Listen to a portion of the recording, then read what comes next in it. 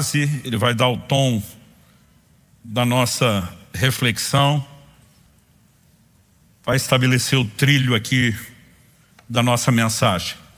A palavra de Deus diz assim: então o reino dos céus será semelhante a 10 virgens que, pegando as suas lamparinas, saíram encontrar-se com o noivo. 5 delas eram imprudentes e 5 prudentes. As imprudentes, ao pegar suas lâmpadas, não levaram óleo consigo, mas as prudentes, além das lamparinas, levaram óleo nas vasilhas. E como o noivo estava demorando, todas ficaram sonolentas e adormeceram. Mas à meia-noite ouviu-se um grito: eis o noivo, saiam ao encontro dele. Então todas aquelas virgens se levantaram e prepararam as suas lamparinas. E as imprudentes disseram às prudentes: deem a nós um pouco do óleo que vocês trouxeram, porque as nossas lamparinas estão se apagando. Mas as prudentes responderam: não, porque então vai faltar tanto para nós como para vocês. Vão aos que o vendem e comprem óleo para vocês. E saindo elas para comprar, chegou o noivo. E as que estavam preparadas entraram com ele para a festa do casamento. E fechou-se a porta. Se você puder, repita comigo a frase: e fechou-se a porta. Mais tarde chegaram as virgens imprudentes, dizendo: Senhor, abra a porta para nós. Mas o noivo respondeu: em verdade lhes digo que não as conheço. Portanto, vigiem, porque vocês não sabem o dia e nem a hora. Meu Deus, nós oramos no precioso e poderoso nome de Jesus, declarando não apenas nossa dependência no Senhor e na ação do Teu Espírito, o Espírito da verdade, como também pedindo que o nosso coração receba mais do que informação e orientação dos preceitos da Tua Palavra, tão importantes, tão necessários, ó Deus, a nossa razão. Mas que o Senhor nos leve além disso. O Senhor nos leve a um lugar de percepção espiritual, de discernimento, de despertamento, que os nossos olhos se abram pela ação e aplicação prática e poderosa do Senhor em cada um de nós.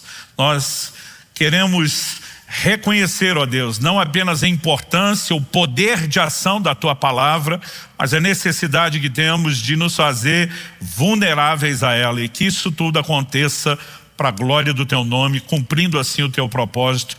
Nós oramos em nome de Jesus. Amém. Bom, o assunto que eu quero compartilhar com vocês hoje, ele não é algo que possa ser classificado secundário, de menor importância.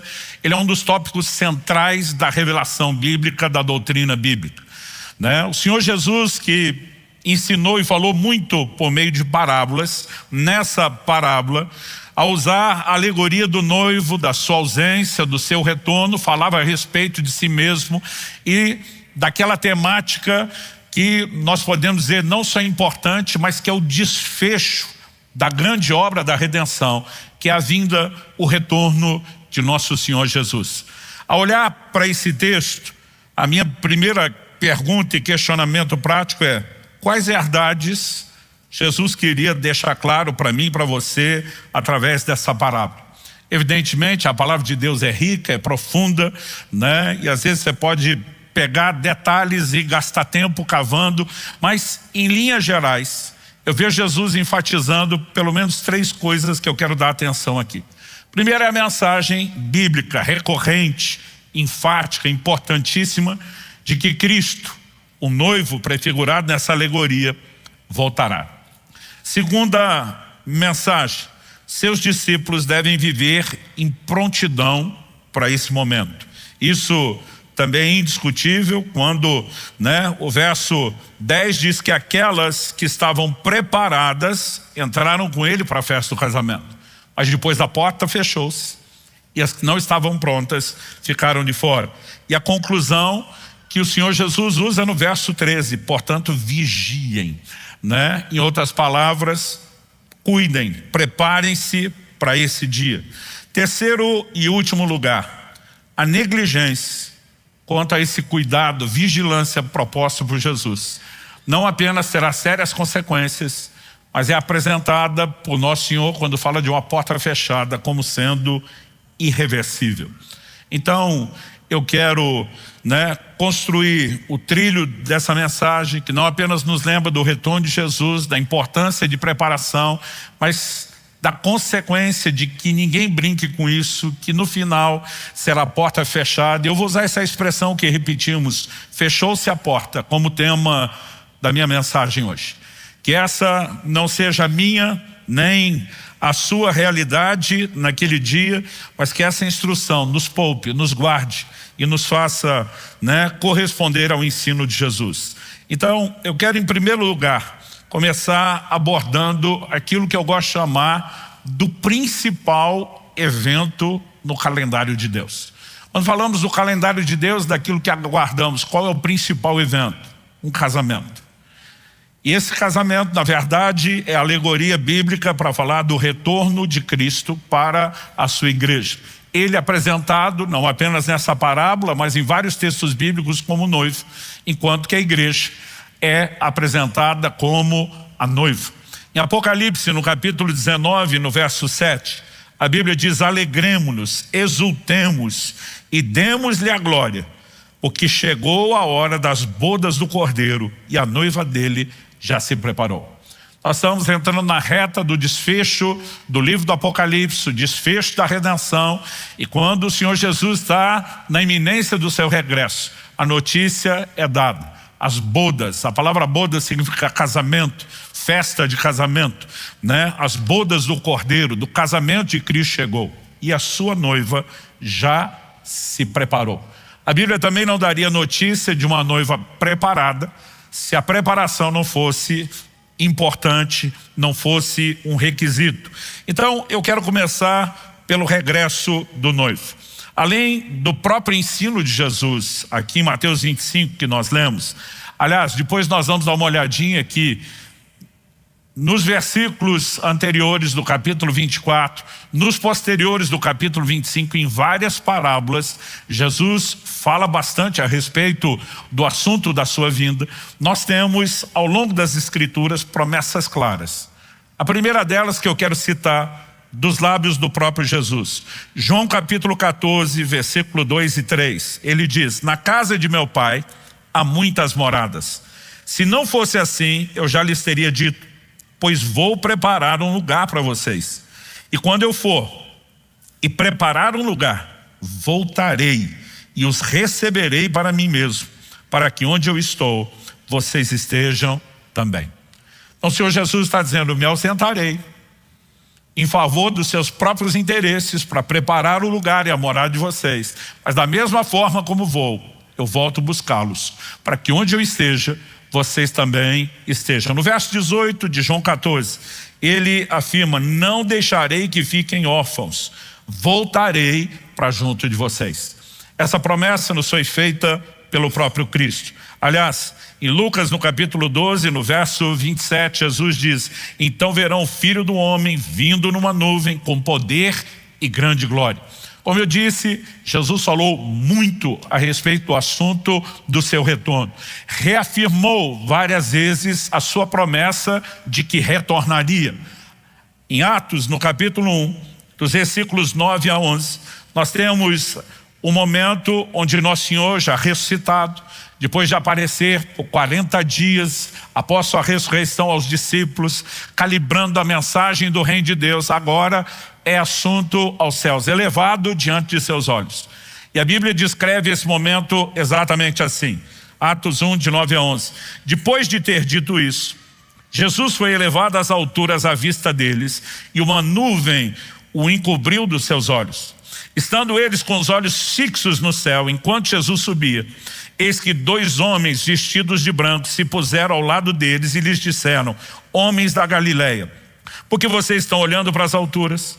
Esse Jesus, que foi levado do meio de vocês para o céu, virá do modo como vocês o viram subir. No momento em que Nosso Senhor parte, a primeira mensagem clara, anjos aparecem ao lado deles, dizem: por que é que vocês estão olhando para o céu dessa forma? Eles simplesmente reafirmam tudo aquilo que Jesus vinha dizendo: da mesma forma como vocês o viram ir, ele voltará. Aliás, quando a Bíblia diz da mesma forma, eu lembro quando garoto, meu pai ensinava essas coisas para a gente em casa, né, usando a linguagem do videocassete da época. Quando a gente rebobinava a fita, vocês lembram disso? Meu pai dizia, olha, imagina que você tocou o play, Jesus está subindo, uma nuvem o encobriu. A volta será como passar a cena ao contrário. Nós vimos Jesus declarando que ele vem com as nuvens. Da mesma forma como ele foi encoberto nas nuvens aparecerá.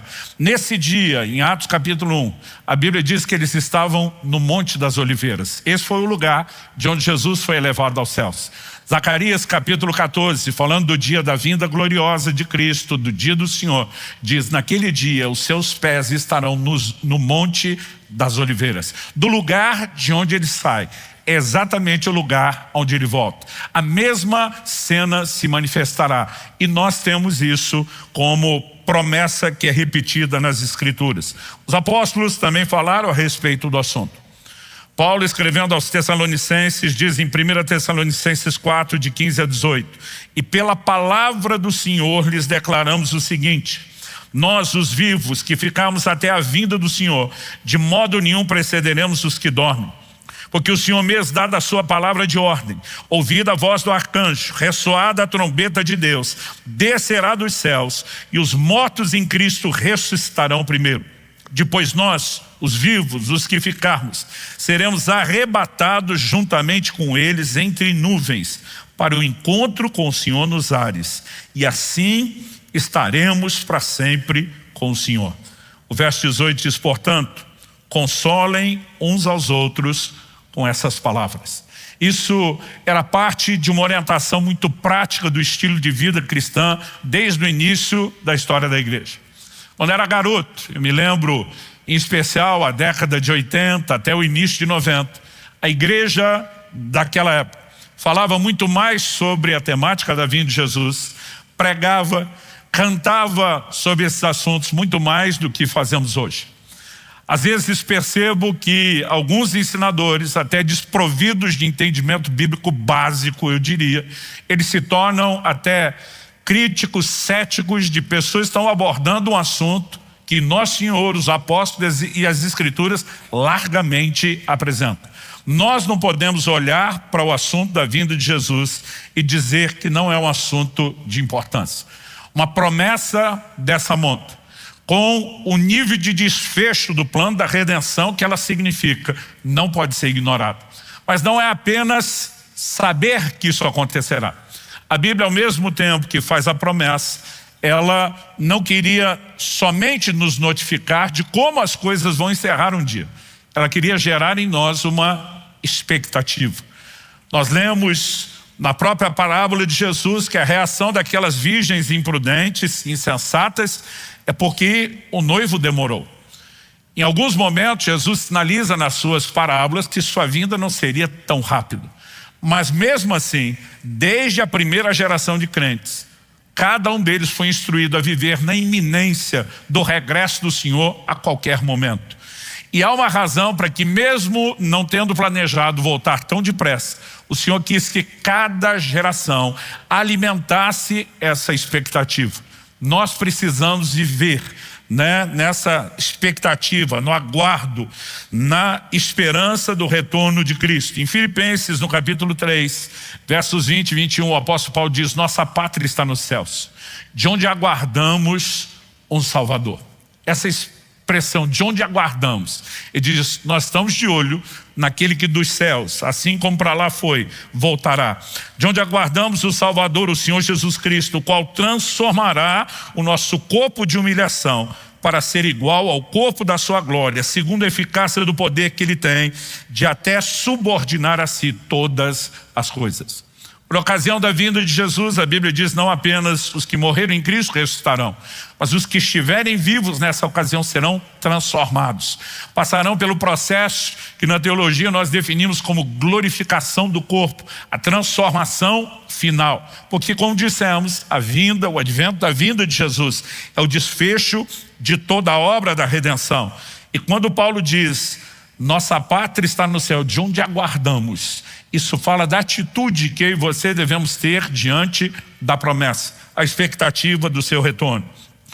Em primeira carta de Paulo aos Tessalonicenses, no capítulo 1, nos versos 9 e 10, o apóstolo diz assim: porque no que se refere a nós, as pessoas desses lugares falam sobre como foi nossa chegada no meio de vocês e como, deixando os ídolos, vocês se converteram a Deus. Aqui vai falar de como os tessalonicenses se apartaram da idolatria e qual foi ou como foi a conversão. Mas olha o que ele diz: como, deixando os ídolos, vocês se converteram a Deus. Primeiro lugar, para que se converteram? Primeiro lugar, para servir o Deus vivo e verdadeiro. Segundo, e para aguardar dos céus o seu Filho, a quem ele ressuscitou dentre os mortos, a saber, Jesus, que nos livra da ira vindoura. A conversão é simplificada apontando para duas direções de expectativa. A primeira, vocês deixaram os ídolos, se converteram a Deus. Primeiro, para servir a Deus, mas para aguardar o retorno de Cristo. Então, quando você consegue enxergar a maneira como os apóstolos não apenas repetiam o assunto, mas relacionavam com uma expectativa vital, essencial para a caminhada do dia a dia, nós não podemos, como falei antes, ignorar isso. Hebreus capítulo 9, verso 28, diz assim também Cristo: tendo se oferecido uma vez por todas para tirar os pecados de muitos, aparecerá segunda vez, não para tirar pecados, mas para salvar aqueles que esperam por Ele.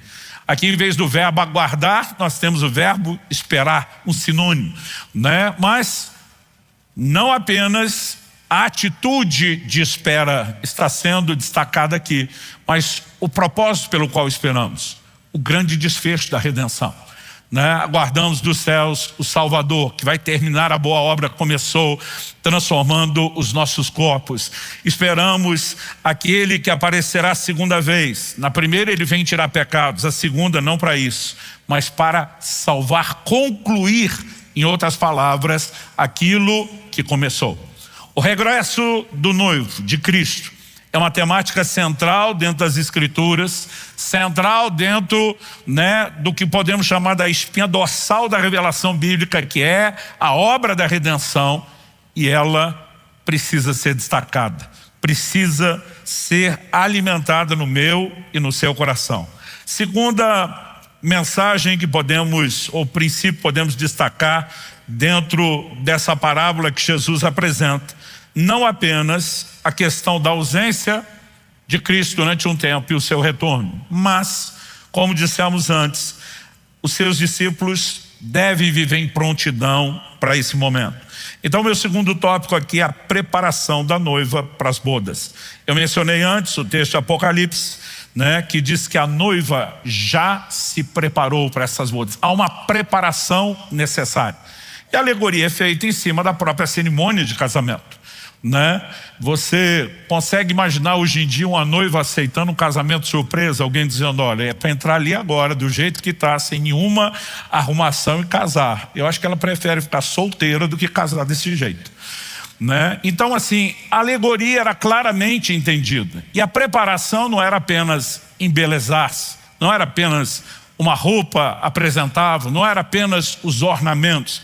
A figura que a Bíblia usa por trás dessa preparação, ela também precisa ser entendida, porque vestes na Bíblia fala da condição do homem, do ser humano diante de Deus.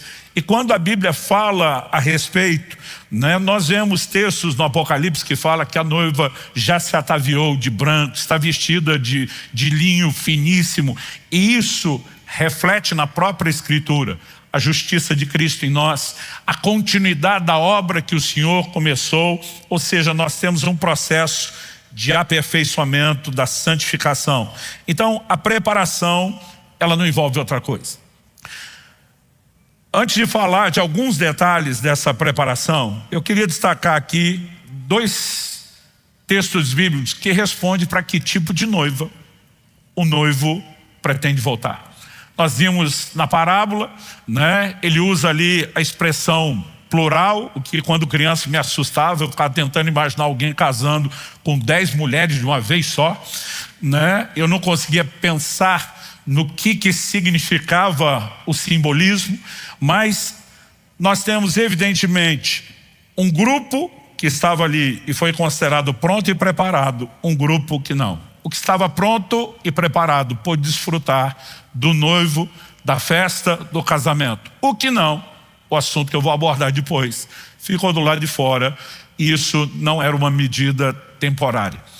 Agora, quando nós falamos de para que tipo de noiva Cristo vai voltar, Efésios capítulo 5, de 25 a 27, sinaliza isso. O texto está orientando maridos e esposas a respeito do relacionamento do casal, baseado na alegoria do relacionamento de Cristo e a igreja.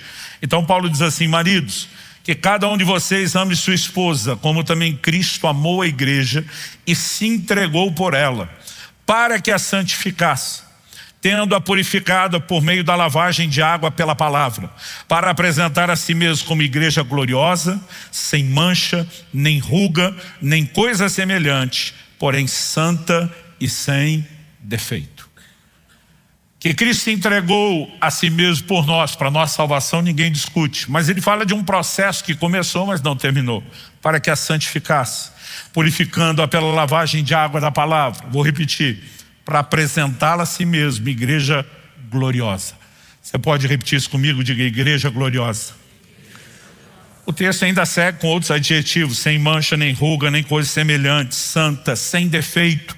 Então essa é a perspectiva de construção da visão bíblica de qual é a noiva para a qual o Senhor Jesus retorna.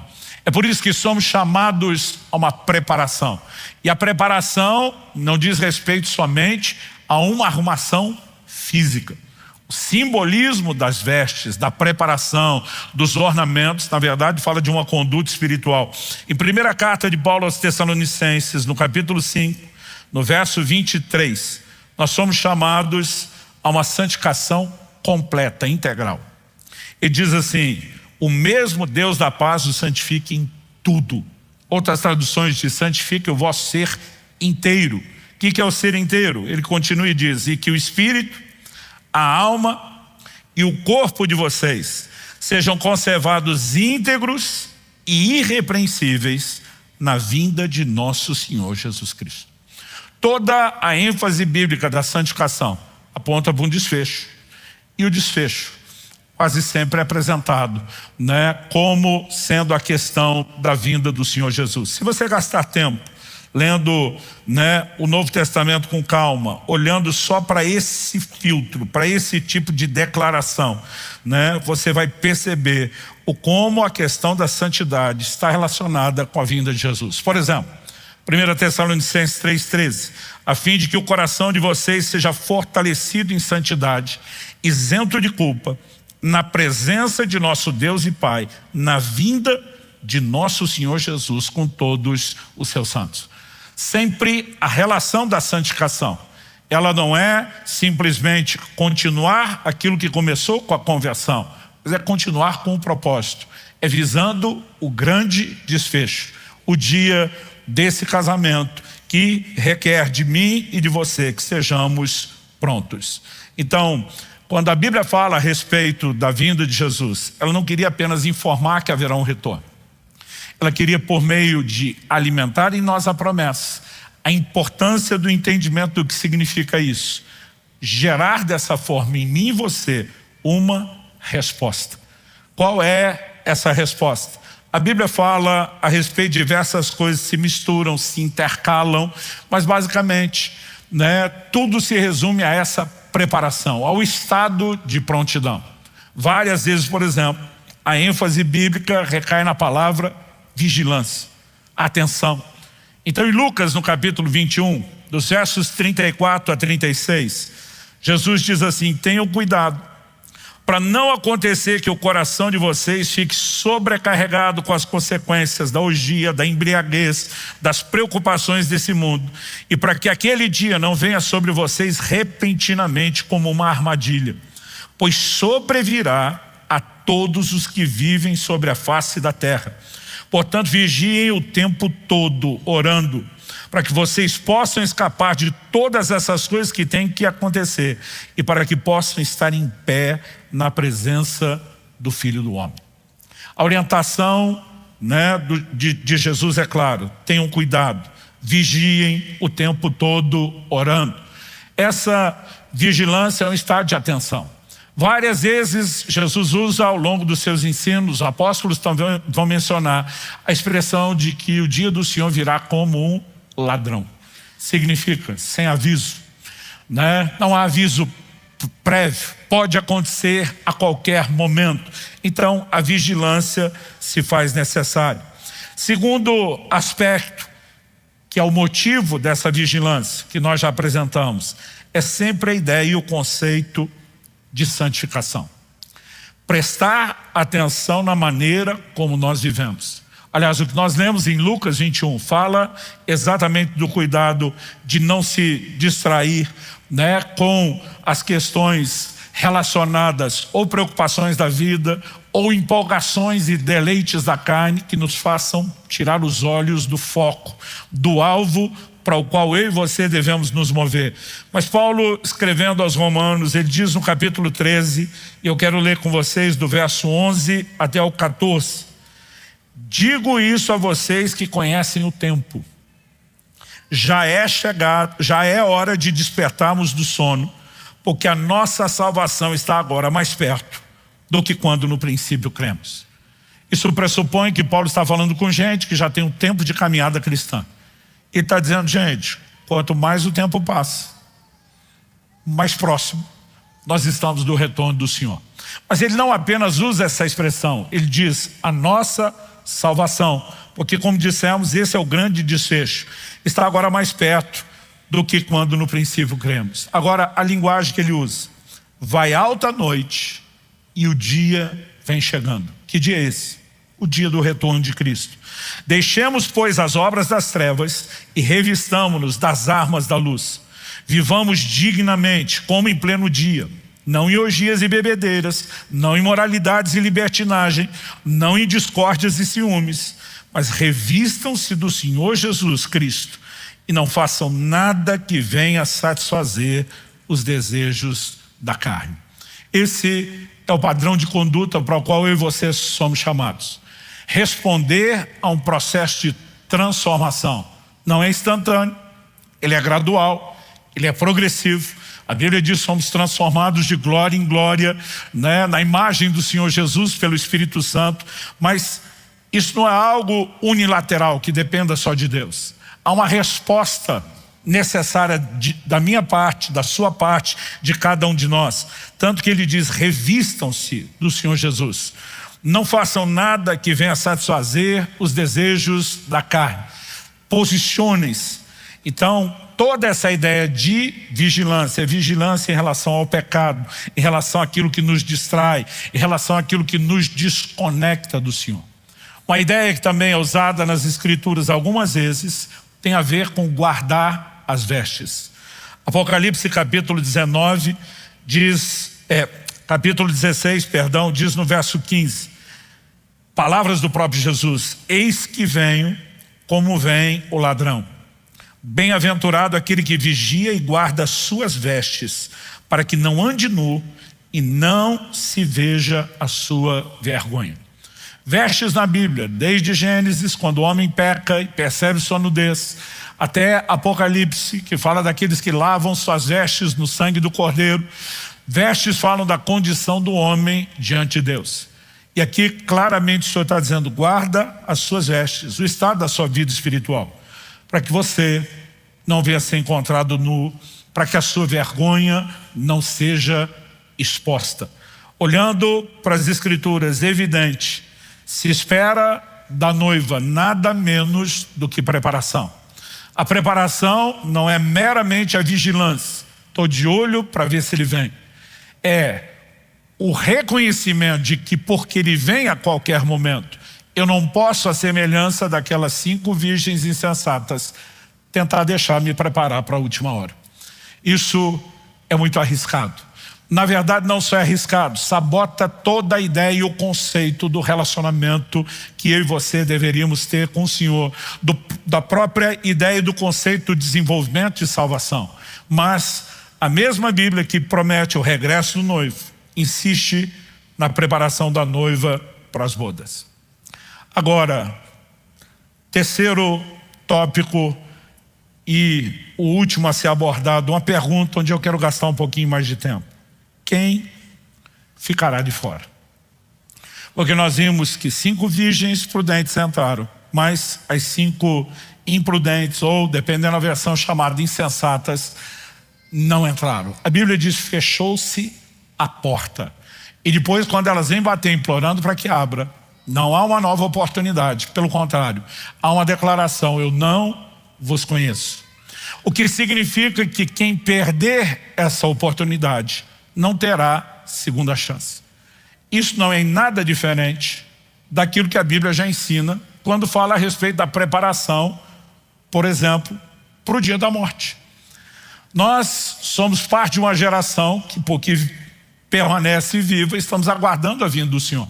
Antes de nós, há inúmeras gerações de pessoas que viveram na iminência do regresso do Senhor, não tiveram o encontro tão esperado com Ele, mas em algum momento, antes do Senhor vir, eles é que foram. E a verdade é que eu e você temos que viver em estado de prontidão, porque em algum momento nós vamos encontrar o Senhor. Não sabemos se conosco indo ou com Ele vindo, mas esse encontro em algum momento acontecerá. E não importa se pelo dia da morte ou pelo dia do retorno de Cristo, ninguém sabe quando isso acontece. Seria insensato alguém dizer: lá pelos 80 e tantos anos de idade, eu vou cuidar da minha vida espiritual, porque pode ser que nesse momento eu vá partir para o encontro com Cristo. E pode ser que você vá bem mais cedo e totalmente despreparado. Então nenhum de nós deixaria isso para o último momento.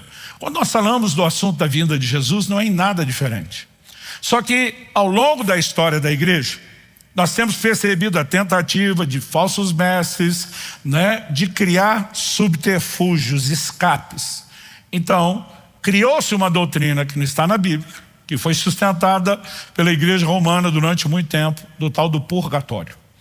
Ou seja, se alguém não preparou para a morte, vai resolver o problema depois, para conseguir entrar na glória pela repescagem.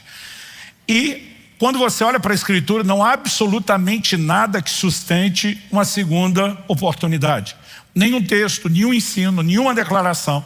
Não só não há nada que sustente isso, como há inúmeras afirmações contrárias. Mas de alguma forma a igreja, depois da reforma protestante, parou de tocar no assunto do purgatório. Voltamos a dizer só a Escritura, vamos ficar no que a Bíblia diz. Mas recentemente inventaram uma espécie de um novo purgatório para quem perder a vinda de Jesus.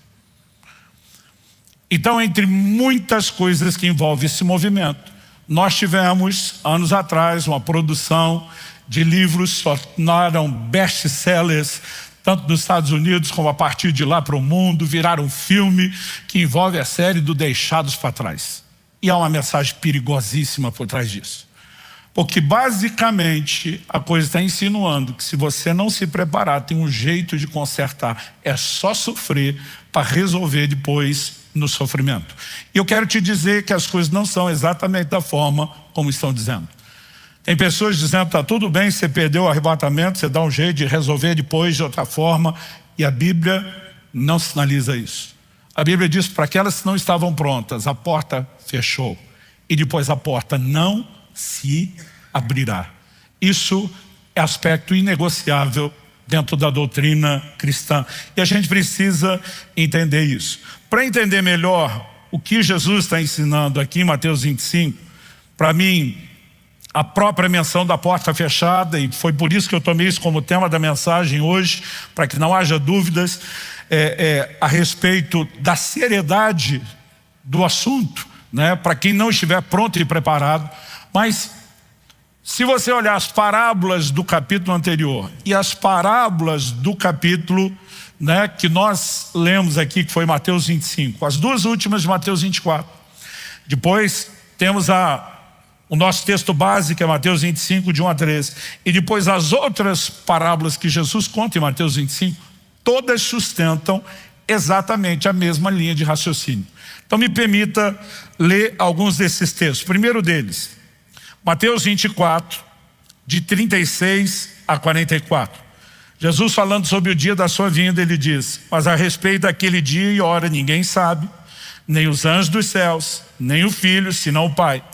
Pois assim como foi nos dias de Noé, assim será também a vinda do Filho do Homem. Pois assim como nos dias anteriores ao dilúvio, comiam, bebiam, casavam, davam-se em casamento, até o dia em que Noé entrou na arca e não o perceberam, até que veio o dilúvio e levou a todos, assim será também a vinda do Filho do Homem.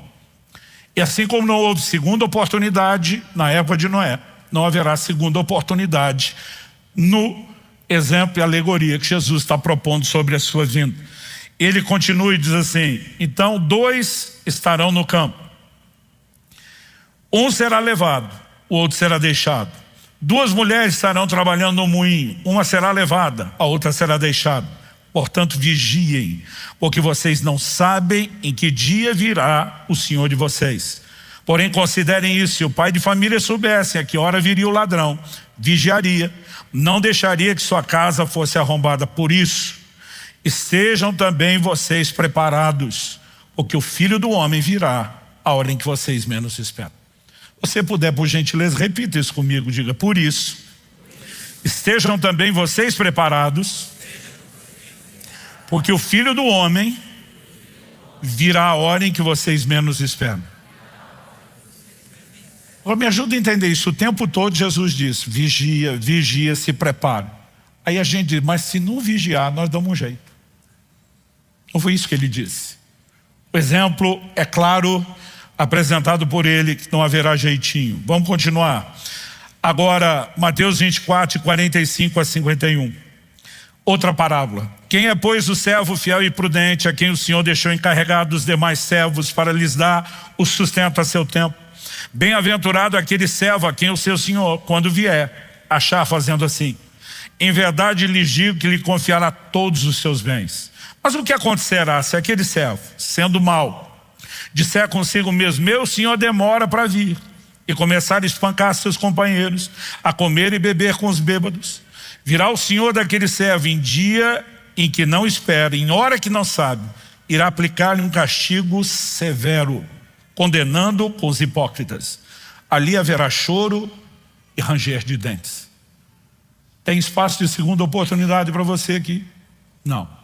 Choro e ranger de dentes apontam para um único lugar: condenação eterna do inferno, para esse servo mau.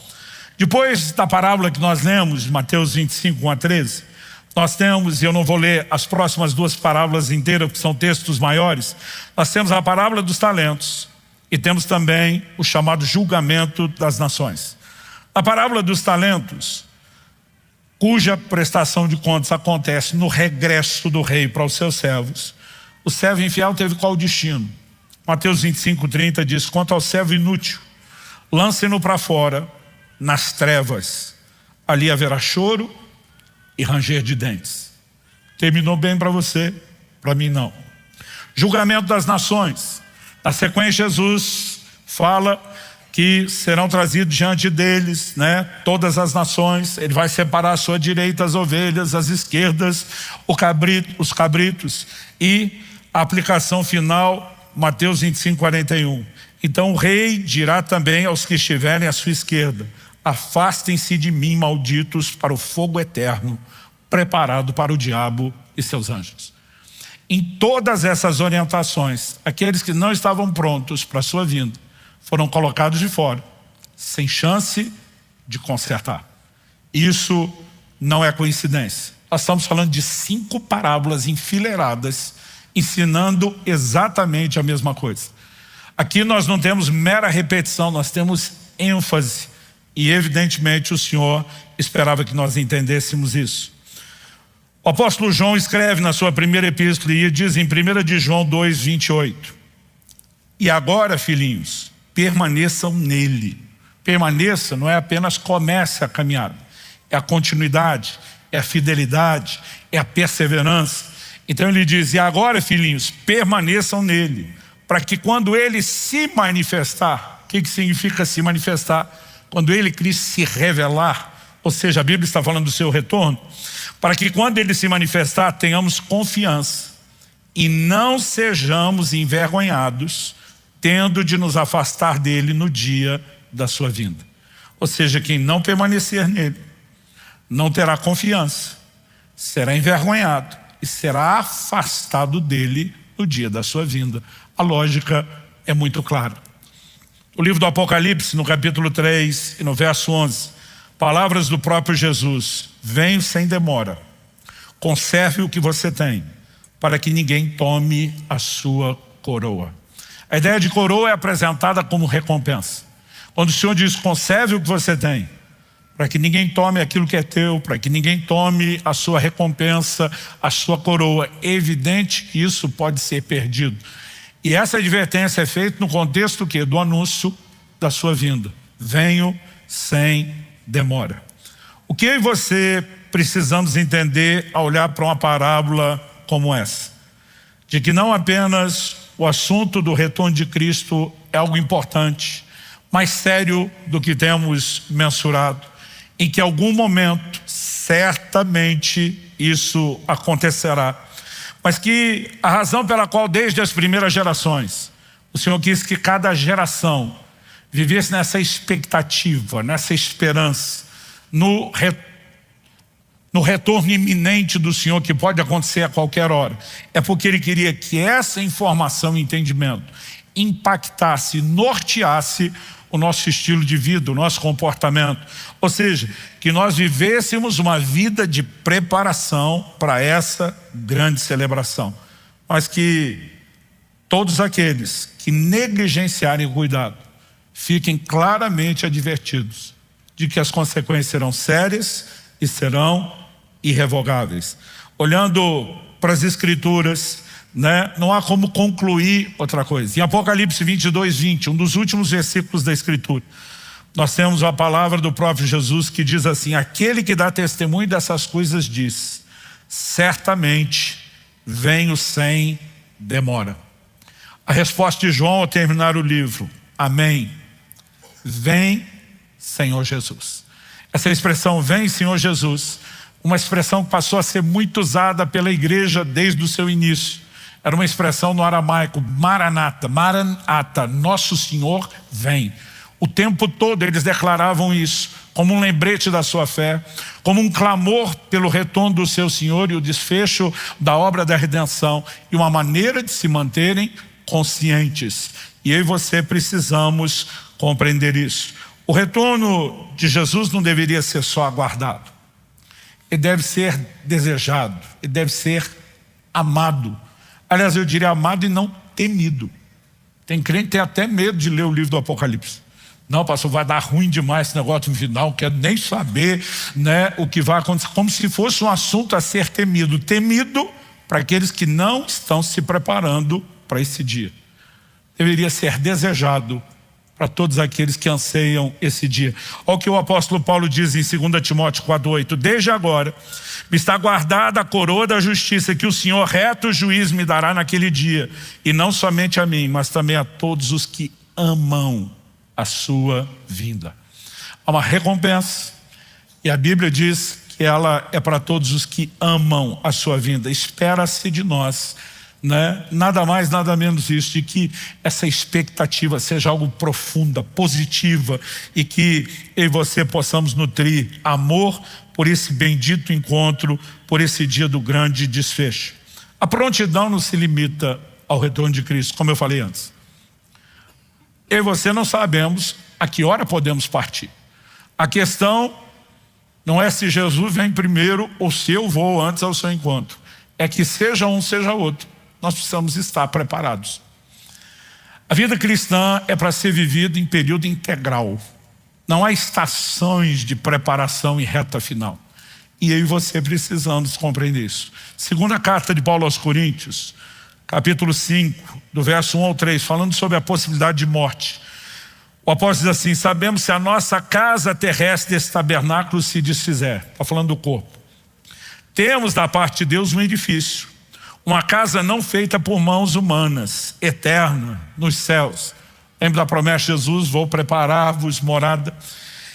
E por isso, nesse tabernáculo, nesse corpo, gememos, desejando muito ser revestido na nossa habitação celestial, se, de fato, fomos encontrados vestidos e não nus.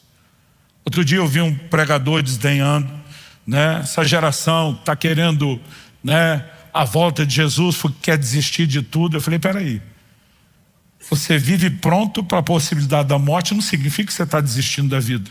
Significa que simplesmente porque você não sabe quando vai acontecer, você vive da forma como Deus espera de você.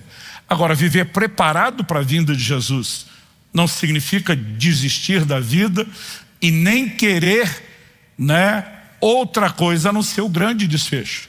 O mesmo Paulo que dizia, nossa pátria está nos céus, trabalhou pra caramba. O apóstolo Pedro falava sobre apressarmos o dia da vinda do Senhor. Quando eu e você nos mobilizamos, evangelizando, cumprindo a comissão, nós estamos cooperando com o avanço. Não significa que desistimos disso.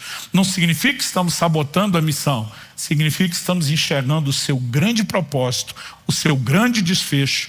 E as pessoas acabam usando esse sofisma, esse raciocínio falso, como uma distorção. Ah, não preocupe com isso. A verdade é que eu digo às pessoas, você não precisa se preocupar com a cronologia dos eventos escatológicos. As pessoas ficam discutindo, né? O arrebatamento é antes, depois da tribulação. Eu falo, meu amigo, o mais importante é você saber que acontece e está pronto. Pronto para o que der e vier. Essa é a essência da mensagem. E aí a gente fica discutindo o que é periférico, em vez de estar praticando o que é essencial. Se eu e você estivermos prontos, é basicamente aquilo que se espera de nós. E eu termino você com um lembrete. Marcos capítulo 13, de 33 a 37, palavras de Jesus. Estejam de sobreaviso e vigiem, porque vocês não sabem quando será o tempo. Um dia desse eu vi alguém falando, não, certeza que Jesus não volta na nossa geração. Falei, Jesus diz, esse dia e hora ninguém sabe. Vocês não sabem o tempo, mas você sabe. Parabéns para você. Incrível as desculpas que as pessoas inventam para justificar a falta de preparação, né? Jesus diz, sejam de sobreaviso, vigiem, porque vocês não sabem quando será o tempo. É como um homem que, ausentando-se do país, deixa sua casa, da autoridade aos seus servos, a cada um sua obrigação, e ao porteiro ordena que vigie. Portanto, vigiem, porque vocês não sabem quando virá o dono da casa. Se à tarde, se à meia-noite, se ao cantar do galo, se pela manhã, para que vindo ele inesperadamente não encontre vocês dormindo.